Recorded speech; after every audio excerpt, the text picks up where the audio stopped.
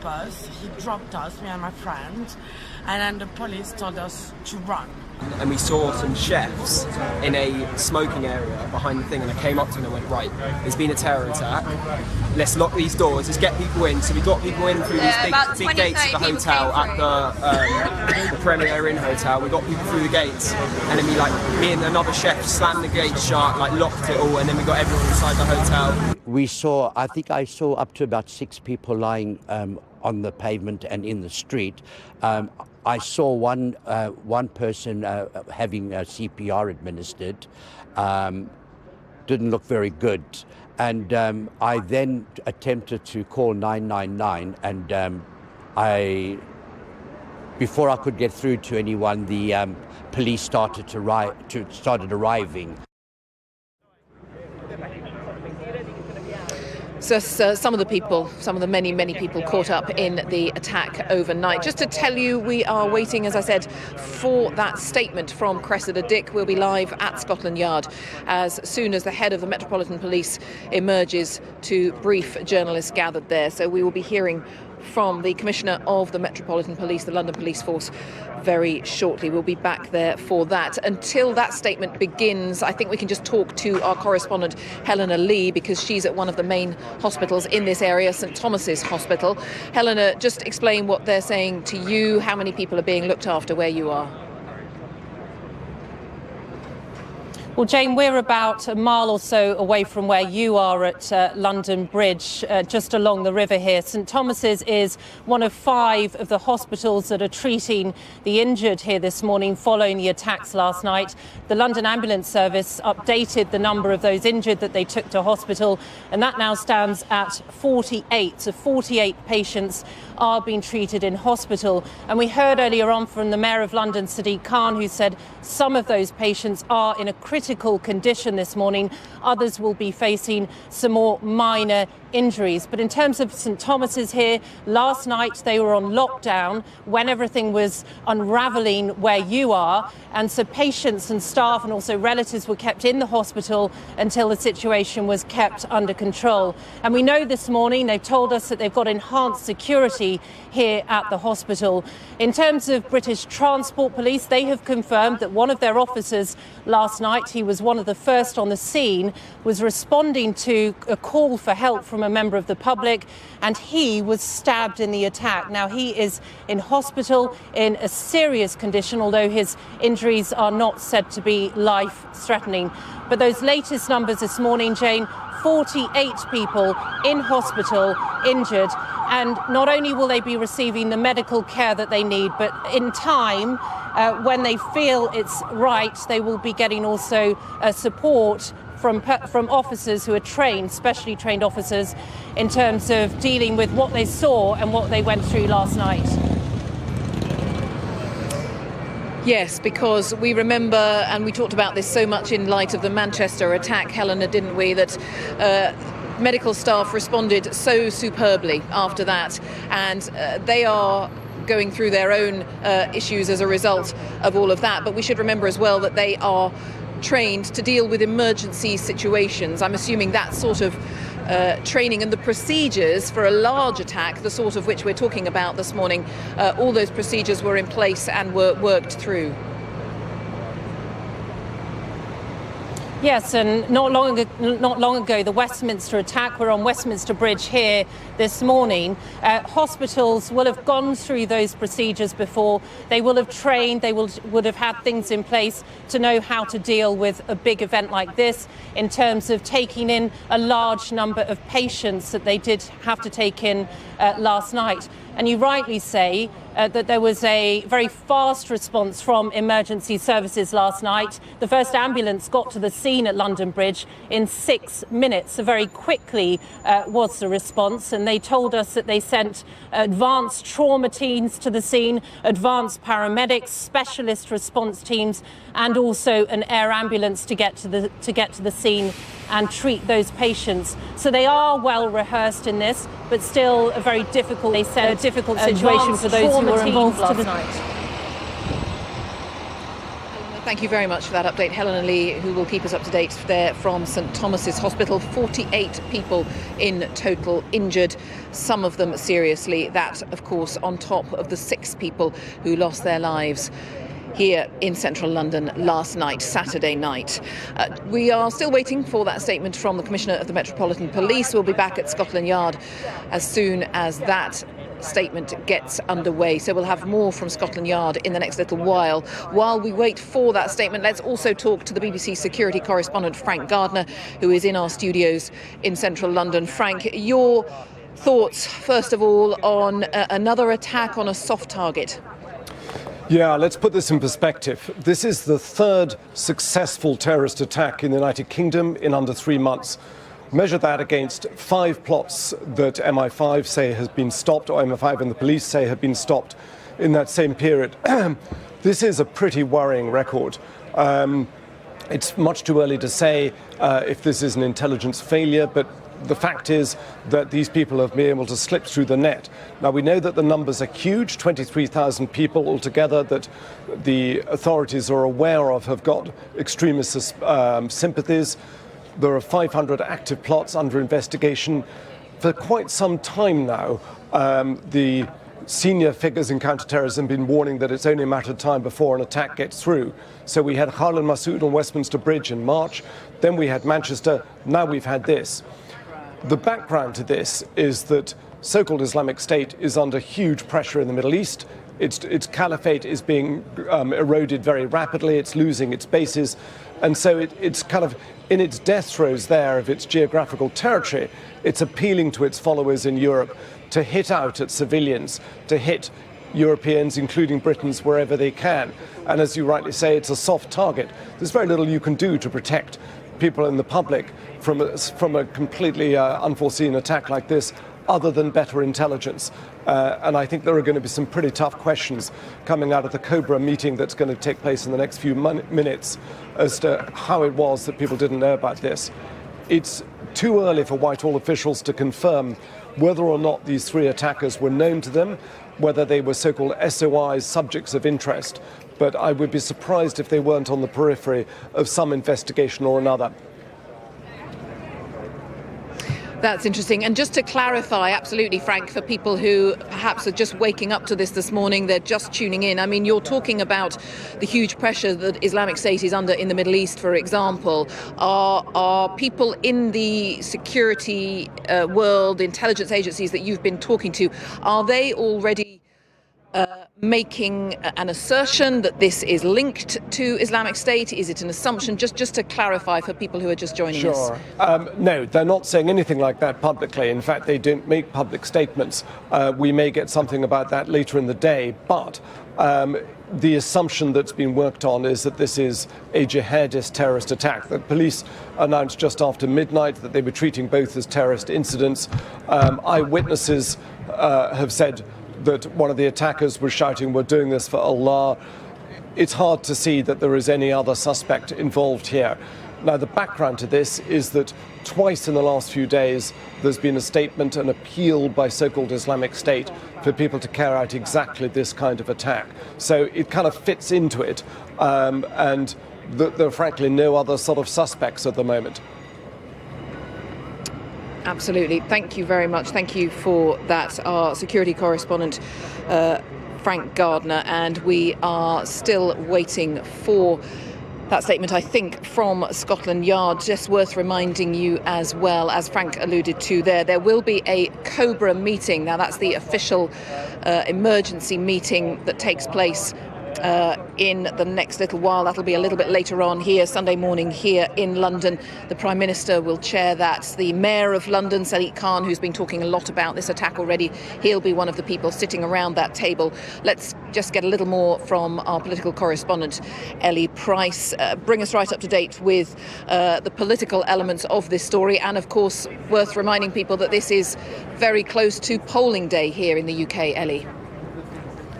Yeah, just 4 days away from the general election, and we hear, as a reaction to the events last night in London Bridge, the main political parties have suspended their national campaigns. It doesn't mean you won't see some canvassing locally, but their national campaigns, the big speeches planned by the party leaders today, have all been suspended. The Conservatives say they will keep an eye on events to see how they develop, to decide essentially when the campaign will begin again. We've also heard in the last half hour from Jeremy Corbyn, who said that he has also suspended his campaign, adding, "Those who wish to harm our people, divide our communities and attack our democracy will not succeed." He says we will stand together to defend our common values of solidarity, humanity and justice, and we will not allow terrorists to derail our democratic process.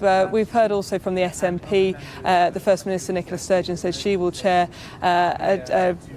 the Scottish Committee of Defence, essentially a similar version of what's happening here at the Cobra meeting this afternoon in view of what's happened in London. Now, as you say, there will also be a Cobra meeting. We've seen a number of senior cabinet ministers arrive here in Downing Street for a meeting chaired by the Prime Minister. They will be briefed by senior security officials, and they will talk about the threat level, for example. Now, after the Manchester attacks 2 weeks ago, the threat level here in the UK was put up to its highest level. It was then brought back down again last weekend. So no doubt there will be a conversation with what's known as JTAC, the Joint Terrorism Analysis Commission, or Centre rather, which will discuss whether that threat level here in the UK needs to be boosted up again.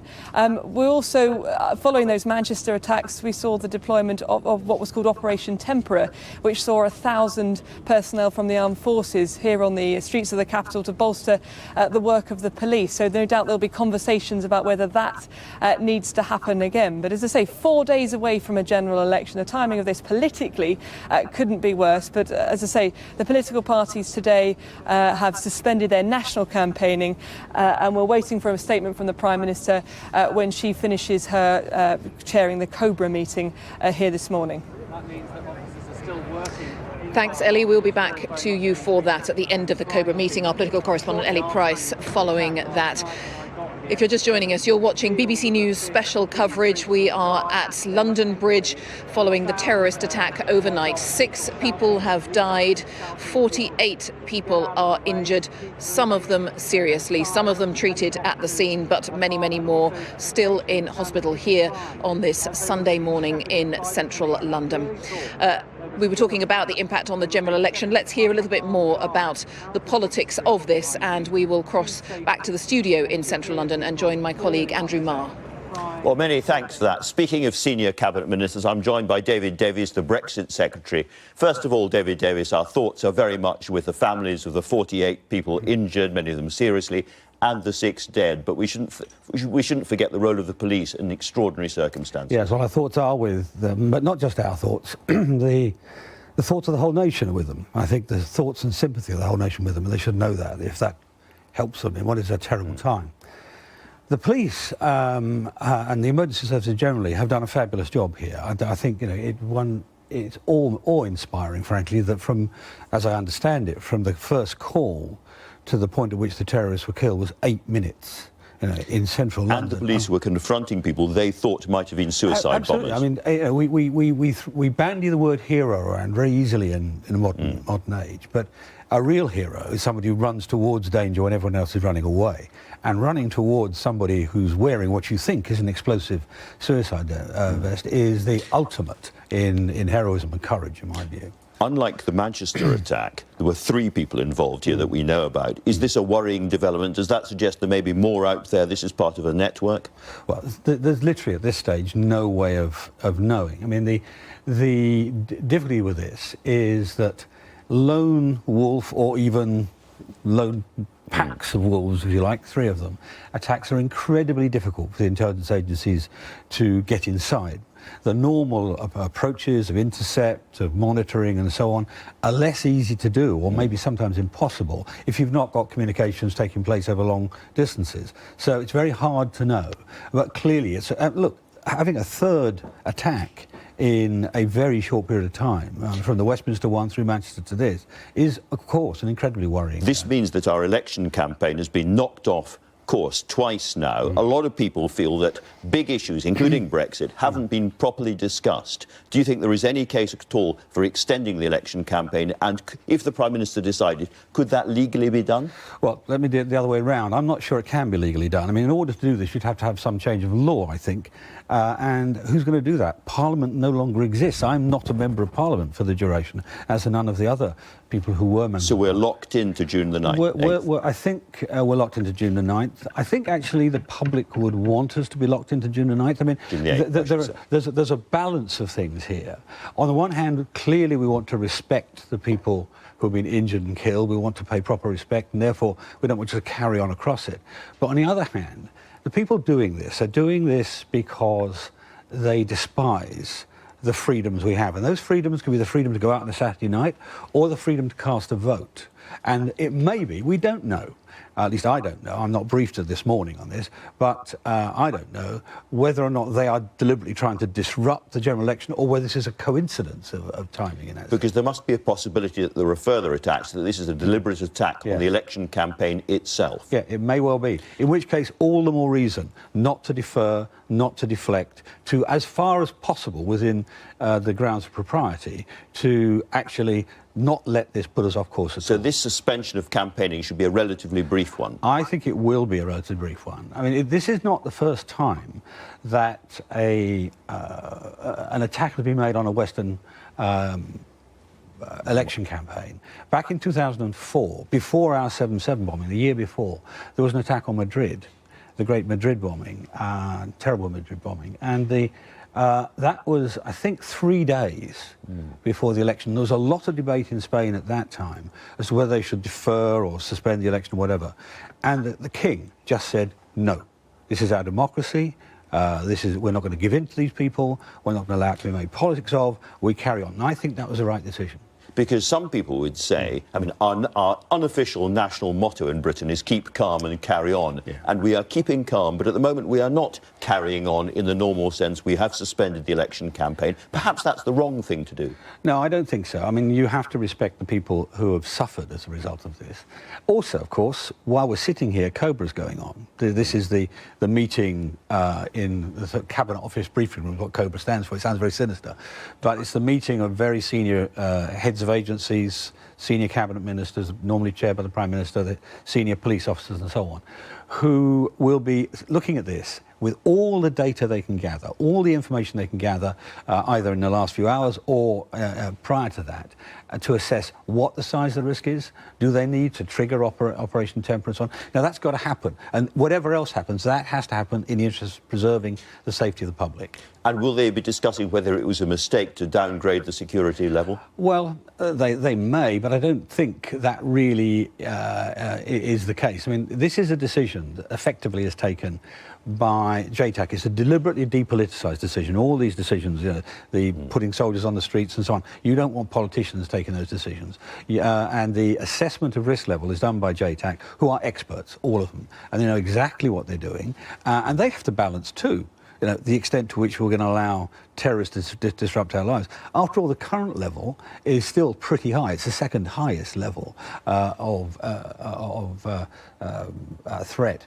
The other thing you have to ask yourself is would it make a difference? Could it have made a difference? Exactly. These policemen got there in 8 minutes, partly because we have more armed response vehicles now out permanently on the streets anyway, and so they're able to do that. So could anything else have been done? And I think the answer is, at least at first sight, no, but we'll have to. That's right. Exactly what they're going to be discussing. OK, I've just heard that Cressida Dick, the new head of the Met, is about to make a statement, so I'm going to hand back to my news colleagues now. Thanks very much, Andrew Marr there talking to David Davis. Let's head straight to Scotland Yard. Here's the Commissioner of the Metropolitan Police. Hello everyone, thank you very much for coming here this morning. Last night we saw another appalling and tragic incident in London, something we hoped we would not see again. Obviously my thoughts are with all of those affected, those injured and the families of those innocent people who died whilst out enjoying a Saturday night in our capital. In the early hours of this morning, I visited one of the hospitals where the injured are being treated. There I heard truly remarkable stories of extraordinarily brave actions by officers on and off duty who were first on the scene. I also heard of colleagues from other emergency services and members of the public who ran towards the danger as this incident unfolded. Many people risked their own safety to help others and to treat those seriously injured, and indeed to confront the suspects involved. It's clear to me that the courage of those people during and following the attack was extraordinary, and I pay tribute to all of them who came to the aid of those in need during this dreadful attack, and I am sure helped to save lives. As you know, our officers confronted the suspects and brought this terrible incident to a conclusion within 8 minutes.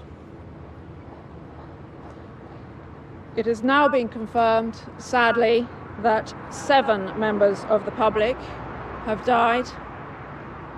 In addition, as you know, we believe 3 suspects are dead. My current information is that 48 people have been injured and 48 people were indeed taken to hospital for treatment. Just to remind you, we were called at 10:08 p.m. last night, initially to reports that a vehicle had struck pedestrians on London Bridge. That vehicle continued to drive from London Bridge to Borough Market. The suspects then left the vehicle and a number of people were stabbed. The suspects were shot dead by armed officers. We believe that this incident is under control. However, a large cordon remains in the area around London Bridge and Borough Market, and there are many officers on scene as we need still to carry out a thorough search of the area to ensure that everyone has been accounted for and to make the whole area safe. I do appreciate this has been a terrifying experience for many people, and I would like to thank the people affected in that area for their forbearance as we carry out our work. To anyone who is currently within the cordon, our advice is to stay inside, and our officers will be in touch. If you are concerned, of course, contact us. London Bridge Station and the Underground is also closed, so for people who might be thinking of travelling to that area, I would ask that you still avoid the area if you possibly can. This is a fast-moving investigation. We have very significant resources deployed both to the investigation and to the visible patrols that people will be seeing as they wake up this morning. We will have increased patrols in many areas by the police, and these will, of course, as you would expect, include armed officers. There is an emergency number established for anyone who is concerned about their loved ones who perhaps have not returned home, and the Casualty Bureau number, to remind you, is 0800 0961 233.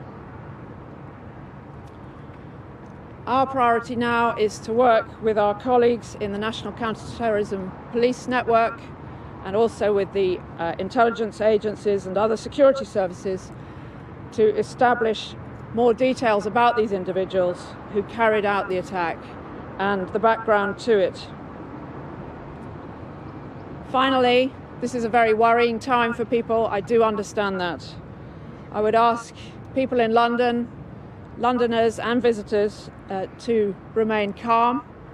Please, of course, be very vigilant, and if you see anything suspicious, anything at all, or you're concerned about anyone at all, even if you think it is very insignificant, don't hesitate to contact us on the anti-terrorism hotline 0800 789 321. Your information could be a vital piece of information. Thank you very much. I'll take a couple of questions. Thank you.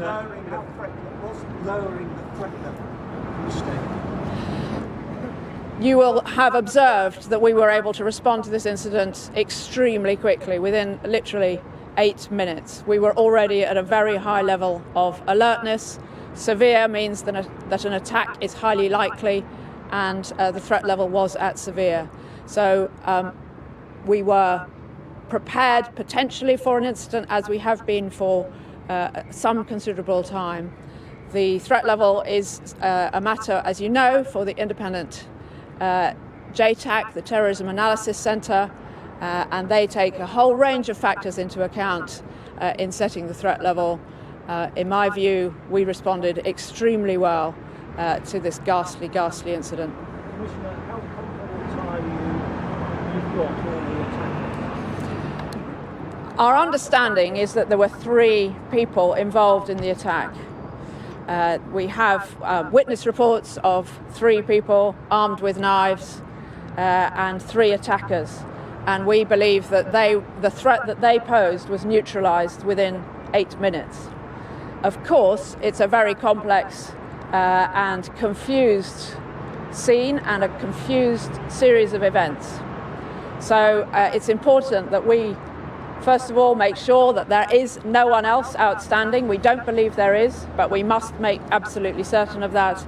And as I've said, we have a very large investigation ongoing, and we will be seeking to establish whether anyone else was working with or assisting in any way or helping in the planning of this attack in the way that you would expect. So at the moment, we believe there were 3 attackers, and we believe they are dead.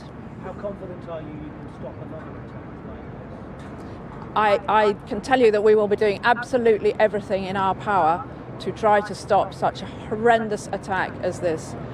We'll be working with the government and with our colleagues in the intelligence services to do so. Commissioner, are you sharing information with the Americans on this particular case? Because you notice there have been no leaks yet. We have a good working relationship with our American colleagues. We normally share certain types of information with them, and indeed we depend on them to help keep this country safe. I cannot give you information at the moment about whether we have or we haven't. It's very early stages, but my working assumption is that we will, of course, be sharing information appropriately with our American colleagues.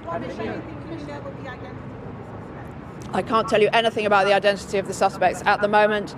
Obviously, a very high priority for us is to identify them, work out who they are, where they came from, what is behind this. I'm not prepared to comment at all about any information that we currently have. You understand why. Do you have enough police resources to prevent another attack like this? We have very good resources, I would say. We have extraordinarily highly trained people. We've been trying to prepare for an attack like this. We have an excellent working relationship with our colleagues in the agencies, and we have officers on the streets of London all the time. These sorts of things, as you know, as is quite apparent, are hard to predict, and sometimes, sadly, as has been proven over the last few weeks, hard to prevent. We're clearly going to have to look, all of us, in the light of the Westminster attack and the events in Manchester, at our resource levels and how we use them. That's just a natural thing to do. But I believe the Metropolitan Police is well resourced. Do you want to see support from the military like we saw after Manchester? We benefited from the support from the military when the threat level went to critical. As you know, there is a COBRA meeting this morning. I'm sure that JTAC will be assessing whether the threat level should go up or not, and if it were to go up, or if we felt that there was a particular need to ask for military support, we absolutely would do so. But I can't say any more than that at this stage. One more question. One more question. You've asked people to be calm, to stay calm. the mayor has asked people not to be alarmed. How easy is it for people to listen to those messages with 3 major attacks in 3 months and others thwarted? So I absolutely understand that this is a worrying time for everybody. Of course it is. And there is going to be a considerable concern by some people and fear indeed amongst some people. What I think we are asking for is that people do not overreact. People, of course, will make their own decisions about what they do or don't do. But what the last thing we need is people overreacting or beginning to take out their frustrations on other people in other communities or in their own communities. So we would like people to allow the police and the intelligence agencies to get on with their work and to remain calm. And of course, we would want people, where they feel able to carry on with their normal lives. Do you know the identity of the suspects? I don't, no. Do the police? Thank you. Thanks very much. Thank you. The Commissioner of the Metropolitan Police, Cressida Dick, with her latest briefing to journalists as we see these aerial shots of London Bridge in central London this morning. Just to tell you a crucial piece of information that came out of that briefing, that the death toll regrettably has risen. Cressida Dick telling journalists that 7 people died in that attack overnight. 7 people died, 48 people were injured, and the Commissioner saying that the police do believe that they have shot dead all the attackers. She said there were 3 attackers, we believe, and 3 people were shot dead. That's the latest information from the Metropolitan Police. We'll have much more in just a moment. Let's get political reaction again, though. Let's return to Andrew Marr in the studio. Many thanks for that. Well, we heard a moment ago from David Davis, the Brexit Secretary. I'm joined now by Emily Thornberry, the Shadow Foreign Secretary, to speak for the Labour Party. Emily Thornberry, you were listening to Cressida Dick there, and of course you're also a London MP yourself. Yeah, I didn't get a lot of sleep. I think, like a lot of Londoners, we didn't get a lot of sleep. It reminded us of 7/7, and when we lost so many people, we lost 13 people from Islington. You were newly elected at that time. Yes, I'd only been elected for a couple of months, so it was immensely challenging to know what the best thing to do was. But my view was that you have to ask people to stick together, that what they're trying to do is they're trying to separate the very essence of London. We are an example to the world of a multiracial, multinational city. We can show the world how it can be, and they just want to undermine it, and we will not let them. And we have to make sure that we continue to stick together defiantly and make sure that we work together again as a community. And people have to be brave and have to be strong today. We were seeing there an aerial shot of one of the bridge where this attack happened. This is the second attack on a London bridge. And it just strikes me that perhaps London's bridges are particularly soft targets. There aren't bollards, there aren't bits of street furniture to stop cars getting onto the pavement. And, of course, if people have nowhere to jump except into the river. Do you think we need to look again at the security of London bridges? I think that's probably right. I mean, the other reason, of course, that they're attacked is because they're so iconic. And that's one of the reasons why you're careful about the street furniture. So there has to be a compromise found there. But yes, I mean, for example, when Arsenal Stadium was built, you know, there were measures that were made in my constituency to make sure that there were bollards there to make sure that vehicles couldn't get up. Obviously, you could never make anywhere completely safe, but measures like that, and like we've now beginning to get around the House, around Parliament, I think need to be looked at again. OK, this is an extraordinary situation to have 2 attacks during a general election campaign. Yeah. The Labour Party is suspending national campaigning, not local campaigning, but national campaigning until this evening, I think. Why are you doing that? Because I think that we just can't go on today. I think particularly, as I say, in London, it's particularly hard for us. People are waking up this morning not knowing if one of their relatives or one of their friends may have been involved in this. People are desperately trying to get in touch with friends to make sure that everything is okay. I don't think it's right for us to campaign today. But again, it's a matter of balance, because we must not be cowed by these people. Well, I was going to say, we have to keep calm and carry on. We have to carry on with what we were going to do, which includes, at the moment, above all, politics. And this campaign has been derailed twice by terrorist attacks. You must feel some sense of frustration that you can't get back onto the arguments about tax or Brexit or whatever it might be at this point. Do you think there is any case at all for extending the campaign and trying to delay the election for a week? No. I think that the Labour Party will begin its campaigning again this evening, our national campaigning. We think that's the right balance. And we also are acutely aware of the fact that what these murderous people want is to undermine our democracy and undermine our values. And the very thing that we should be doing is continuing with our election. And indeed, we should be urging people, in defiance, to go out and vote and be involved in this. The one-time leader of ISIS, Mr. Baghdadi, said that the terrorists should destroy the idol of democracy and uncover its deviant nature. Do you think that this is part of a wider attack on British democracy during an election campaign? Well, I don't know if it's I don't know if it's done consciously or not, but clearly a side effect of it could be, and that absolutely we must not allow to happen. And one of the response from London should be to be brave, be calm, carry on, but also do not let this derail our democracy. We go ahead with this election and we make sure people vote. Emily Thornberry, thanks very much indeed for talking to us. And now to my colleague Jane Hill, out in the streets where the attack took place. Andrew, thank you very much. Let's talk to a couple of people who were very close to everything that happened last night. Two men who are with me here near London Bridge, who in fact were both working last night, even though this all happened after 10 o'clock at night, both working late in separate areas, Paul Reed and John Stokes. Paul, can I start with you? Because you were working actually in a building very, very close to where we're standing now, just right behind us here. Right, it's about 300 yards away. There's a car park I manage at night when there's a film unit in. And it's quite lucky in a way because all the units have pulled out, so there's just a few crew left. But it was a double thing last night because I had the rail tracking as well. They were doing the lines, all dressed in orange. Anyway, to cut a long story short, I was sat in my office, I heard 4 shots, and I thought, that's gunfire. So I went outside and I thought, right, yeah, maybe not. And I walked back in the office again, roughly 4 more shots. And then it was like World War III happened, screaming and shouting. And I went out again, and there's a chap lying down on the end of the road. Then I thought, right, I've got to lock the gates. Did you think about your own safety? I mean, I'm struck that you heard what you thought was gunfire and you still ran straight out. It's been a long time, but I was in the Royal Marines a long time ago.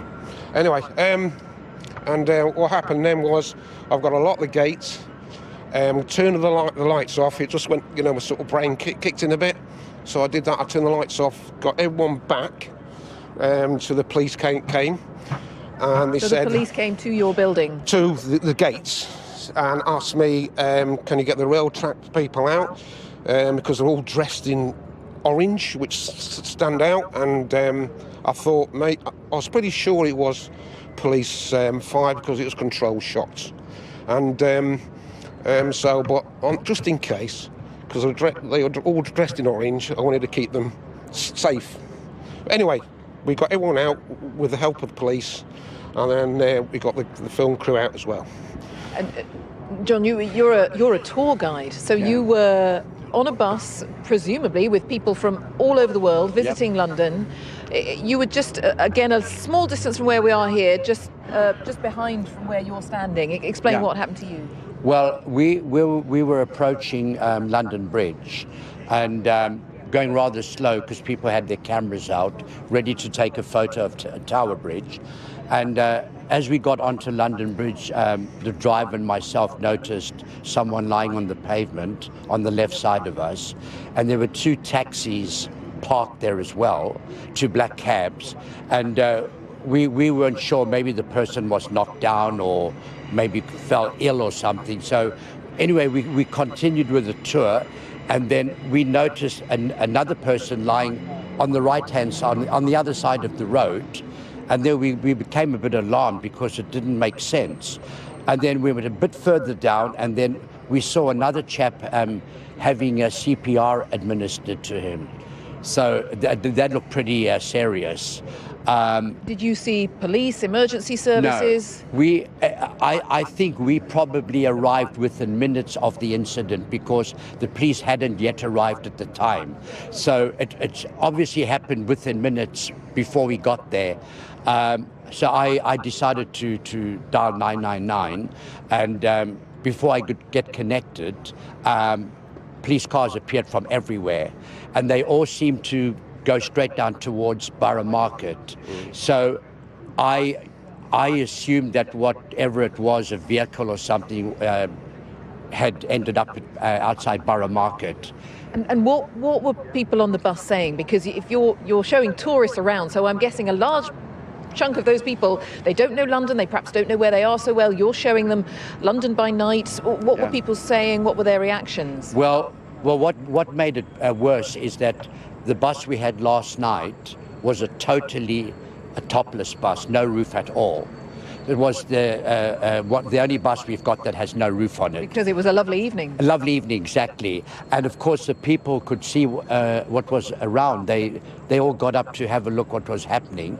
And we got to a point where some of the women and some of the children on the bus started crying. And then after a few more minutes, some guy came up to the bus in uniform.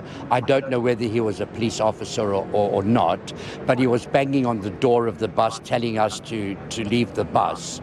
But he was quite aggressive the way he was doing it. So that, of course, that made the people feel even worse. Because he wanted you to move quickly, presumably. Absolutely. He kept on shouting, move, move, move, run, run, run.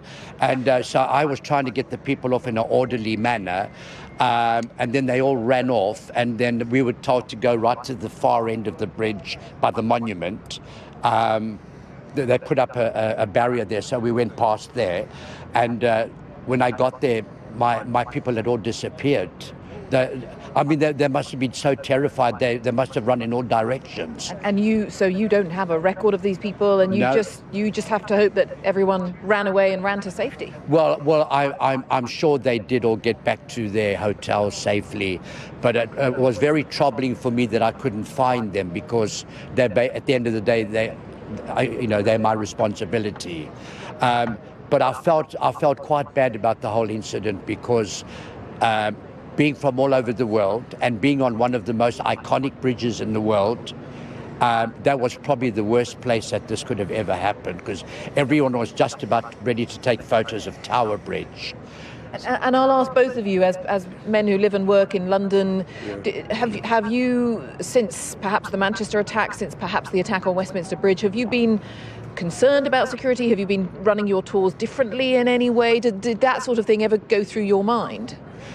Not really. I think that what happened in Manchester probably made us a little bit more vigilant when we walk about, which I've become a bit paranoid about that. So, I hang around at Piccadilly Circus quite a lot.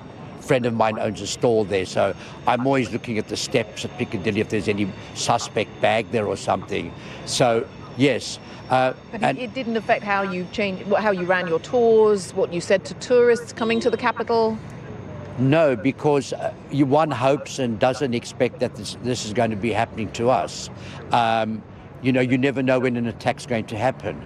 But one thing that I found absolutely unbelievable is that when 9/11 happened, I was also on the same spot on London Bridge, and a lot of the Americans on the bus, their cell phones started to ring, and they always say, "Oh my God, oh my God." So 9/11 happened when I was on London Bridge as well. So I mean, it's just unbelievable.